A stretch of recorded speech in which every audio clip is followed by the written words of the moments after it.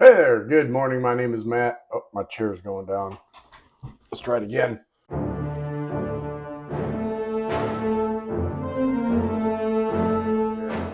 Good morning, my name is Matt. Welcome to my channel. This is episode 3 of Doom Comes to Willowford. At the end of the last episode, we were on the run from the ruined keep where we basically had our ass handed to us. We ventured into the Gallowwood, which is the forest surrounding the ruined forest, and using some random random encounter tables that I generated on ChatGPT, we ran into the Hanged Man. This encounter is basically a undead, restless soul still hanging from the tree. And as the band approached him, he started talking and he told them a sad story that he had been duped into hanging an innocent man. And when it was revealed that he had hung an innocent man, he was in turn hung. And now he knows who was the source of his punishment now, his restless soul hanging forever from this tree. It was the sister of the then current king or ruler of the keep, who was trying to get her son to be in power. Now they discovered this man's name was Serwyn. He offered up a sword, which he said would help them. Willona stepped forward. She's a cleric. She's lawful. She wants to slay all undead, and she sees this as somebody who is wrongfully cursed. Unfortunately, Oathbreaker, while being a powerful magic item, is also cursed. So after we bid adieu to our new friend, we went on to a spot in the woods and we set up camp. So we're going to pick up right there where the group is figuring out what their next steps are. So they're sitting around the fire. Let's get my little iPad here. Oh, you want to see that? That's Maddie. That's one of my pups. Let's see here. Oh, now you know my password. Oh, hey, there's Dungeon 25. I'm working on Dungeon 25 this year. All right, so let's see. Let's go with some notes here. How did I label that? Okay. Season 3, Episode 3. All right. So we've set up a campfire and we are relaxing. I think the group is going to ponder what happened in this this ruined keep, because they really got pretty badly beaten. And let's see if they can kind of devise a better plan. And what I'm going to do is, one thing I never really was a fan of back in the day was ability checks using your ability. But I saw some videos, and honestly, I can't remember who it was, where they use the ability check and you roll under the ability. So like let's say Sam, he's got a 10 wisdom. If I roll a 10 or lower on a d20, he makes his ability check. And when you're doing, the closer you get to your actual ability, so the higher the roll die is without going over 10, sort of the more successful it is. I really like that. I think it's a great thing. Me personally, I have a problem with rolling low and being successful. So we'll see how this goes. I'm going to give it a go. What I'm going to do real quick is I'm going to roll each one of these uh, on their wisdom checks and see if they can come up with a plan. I have an idea, but if all of them are unsuccessful, then I think we're probably not going to use that idea. So let's go with Hal. She's got a 10 or under. 2, she is successful. Sam, 20. That unfortunately a critical. In this case, a critical roll is terrible. So Sam's stumped. He's still sort of sitting around the fire, putzing around, bemoaning the fact that we suck and we got our ass handed to us. So maybe he's drinking some hard cider and smoking some pipe weed, basically being a Gen Zer crybaby you know, oh, we suck, it's so unfair, something like that. All right, Willona, she has a 16. If she rolls a 9, she is successful. Dagna has an 11, and she is successful too. So this is kind of the plan that I kind of concocted in my head. Let's go back. Here is the keep. I'm just going to quickly copy this over. Again, for anybody that's new and is curious, I am using GoodNotes as a tool for figuring out or note taking for my game session here. I was thinking that possibly our little halfling here, obviously he can climb walls and that kind of thing, and he has a +3 with his missile weapon. He has a sling. Therefore, I think it might be a good idea for him to climb up on the wall here. Have him climb up here, and let's put this here. He does missiles, and he could yeah, you know what? I think he could also cover this area with oil. And let's see who else. Somebody else also. Dagna has a crossbow. She's a really good, pretty good fighter. I think this is just a plan here. We'll see if it actually comes to fruition. I think Sam comes up here, tosses some oil down in this area, and then the band comes in here and starts making a bunch of noise, hopefully drawing any skeletons that are still remaining in here, the ones that were kind of searching this area, and draws them out, allows him to set them on fire or, you know, use a sling down into here while the band is ready to attack. Obviously, Willona is going to be one of the upfront people because she has Oathbreaker, and then Dagna has a great armor class. So these two will be up front. I think she could stand back in the back. This is Hal. She's our magic user, and she has 2 daggers that she could launch into it as well to help. She also has a staff if she really needs to. You know what? I think I'm going to do this. I think once Sam gets up, he will on the wall here. He's going to drop a rope and have Halronda climb up into this area with him, and then she can throw torches, she can throw daggers, that kind of thing down into the fire or down into the courtyard. Hopefully, light it on fire. All right, so that's kind of our plan of attack for the day. So we planned our attack, and I'm really just writing these down for myself so I can remember this easier.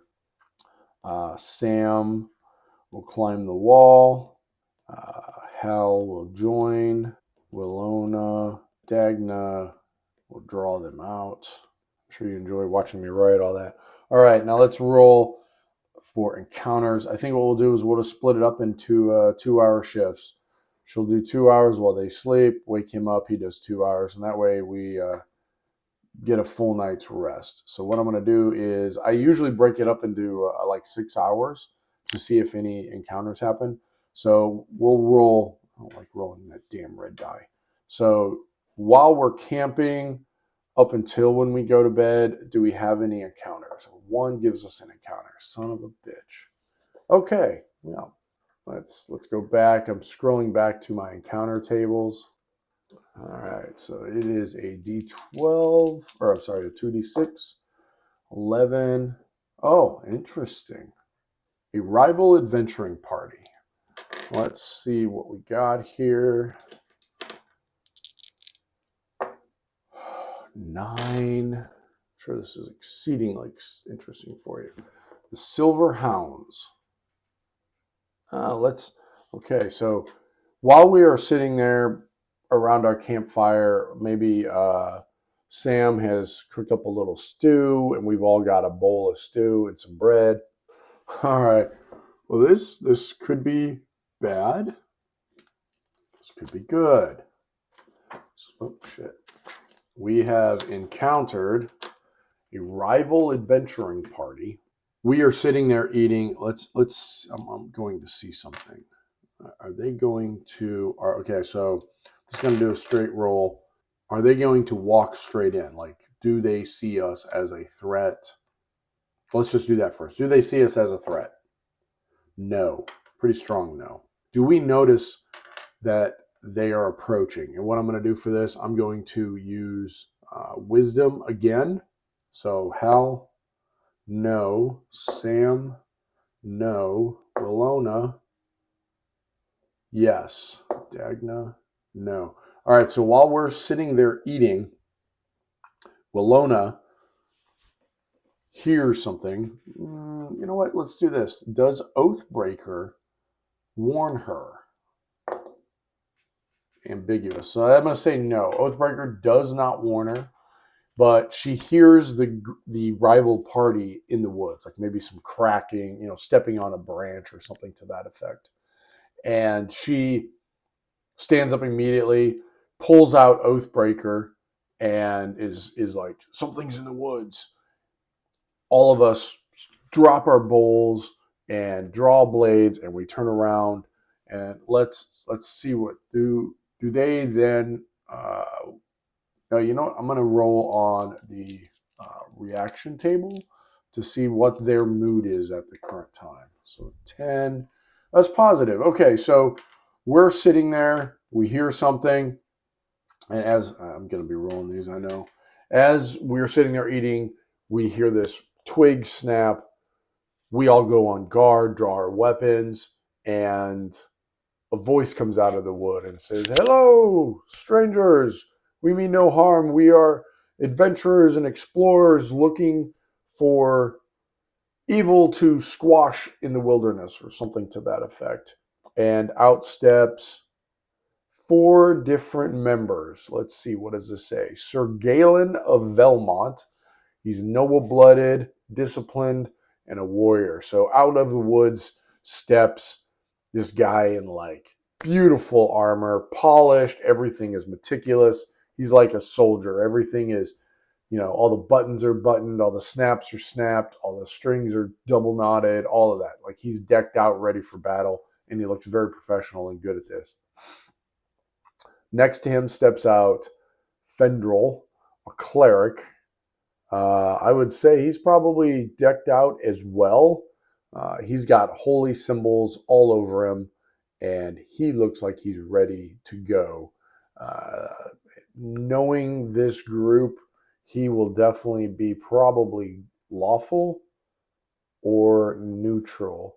Then out of the woods steps Bors the Red, and this is a Conan variant. He steps out. He's got like animal skins, bare chest with blue tattoos all over it. Big dude. He's got like the big Russian mustache, and he's got a big axe at his side. And he steps out, and when he steps out, Galen kind of throws him a look of like disgust, like mild annoyance, I guess. And he's like, "Bors, can you not walk quietly through the forest?" And Bors is like, "I do not know why I would walk quiet. I slay everything," or something like that. He's a Russian. And then out steps, perfectly in silence, a elf, and pointed ears, green cloak and clothing, completely silent, like steps out of the woods without making a single sound.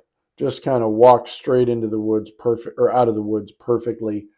Walks out, looks over the group, actively kind of gives everybody a dirty look, except for Halronda. Like you could tell, this dude, this is Lorien. Lorien is not interested in these people at all. And then he sees Halronda, who has a 12 charisma. You know what? I think he is probably going to be pretty on a good note with her. Let's see if he, maybe not 7. He's uncertain. He looks her over, but he doesn't really seem to be taken or really interested in her. Just kind of is like, another elf, whatever. He comes out and he leans on his bow. Now confronted with this rival group, let's see how our group is going to approach this. our group jumped onto their feet with their weapons out, ready for battle. And then these guys kind of casually step out of the wood, a little bit arrogant. Boars, remember I said he was wearing animal skins and stuff like that. He has the heads of two orcs hanging from his belt. And they're relatively fresh. They're not like dripping blood and gross, but they're hanging from his belt. The band sees this. Let's see. I think Willona will see that, and she's got a 14 charisma, so she's kind of more social, I guess you could say, than the others. She puts Oathbreaker away and looking at the two skulls or the two orc heads hanging from Boar's belt. She says, "Monster hunters, is that what you are out here doing?" And Sir Galen, well, he steps forward and extends a hand, and he says, "Sir Galen of Velmont," to shake hands, which Willona does, shakes his hand back. And they start talking a little bit, and I'm not gonna I'm not gonna do voices and all that crap, but I'm gonna do a general thing. I think these two groups would be friendly, maybe not pals, but they are going to sit down. Willona will offer them some food as well, and let's kind of see how this. I'm just going to do a real quick. We already knew that they were generally positive, so I'm going to roll. I'm going to say how this meeting generally goes. Our group is basically going to offer them food, be polite, and tell them about things that recently happened. Our group is going to invite them in for stew, and then they will start having conversations. So let's kind of get a feeling. Does this evening meal go well? Oh, huh, barely, but yes. Okay, not very well though. While they're chatting, the our band is going to probably let it slip what they're doing, especially Willona. Remember, she's on a crusade. Now she has a quest given to her by the Sarahwind to basically find Lady Iseldra. And that probably will come up to some degree. Maybe not giving them all the information, but some of that information will come up. Let's see. Does this band know that? Oh, by the way, this group is called the Silver Hounds. Righteous and unyielding is what ChatGPT said. Do they know of this myth to at least some degree? Yes, but not a super, super strong yes. So they are monster hunters out investigating. Let's see. As a GM, I know that there is a nearby place. Let's see if that is where they are. Look, what are? Oh, geez, I can't speak today. If this is what they are doing in this area right now, they're looking for this barrow. Oh, ambiguous. Gosh, the dice are just killing me today. Let me see something here. All right, so these guys are these guys out of Willowford? Yes. Okay, so these guys are out of Willowford. Do they know what recently happened at Willowford? No. Okay, so that might be of interest to these guys. During the dinner, it comes up about what happened in Willowsford. I would say that Fendrel probably knows Father Arden, maybe Father Bjork. Yeah, probably Father Arden. So the Silver Hounds decide in the morning that they are going to return to Willowford and to get, updated on what's happened and everything like that. Yeah, I think they agree to stay the night and share in the watch. So maybe everybody only has to stay up or on watch for an hour or something like that. And let's see if anything happens during, whoa, the rest of that night. No. So the rest of the night proceeds as planned. Everybody gets a good night rest. I think I still had Willona. I had not fixed her hit points there. All right, so we get up in the morning. Everyone is healed. We have a good meal, and I'll update their rations and stuff later. Oh, there is one thing that I wanted to go over. One of the curses of this blade, Oathbreaker, that Willona now holds, is that it gives her terrible dreams. I asked ChatGPT to tell me what her dream was, and it gave me a hell of a lot of information, and I'm going to give you a quick synopsis. So basically, she dreams of herself hanging, the noose tight around her neck, swinging gently in the breeze. The forest around her is shrouded in fog, and then she hears it, a voice that says, "You took the sword. You hold my burden now, my shame, my duty. They do not forgive me." And in the fog, she sees faces coming for us, just like blank shadows. Step a little bit closer, but not completely out of the fog, so she can see these figures in the fog around her. They do not forgive me. And then she hears voices saying, "Traitor, oathbreaker, guilty, you will be hanged. The sword judges, you have taken it. Now it will weigh your soul." Oh, yeah, okay. So we get a little bit of backstory here. This is kind of interesting.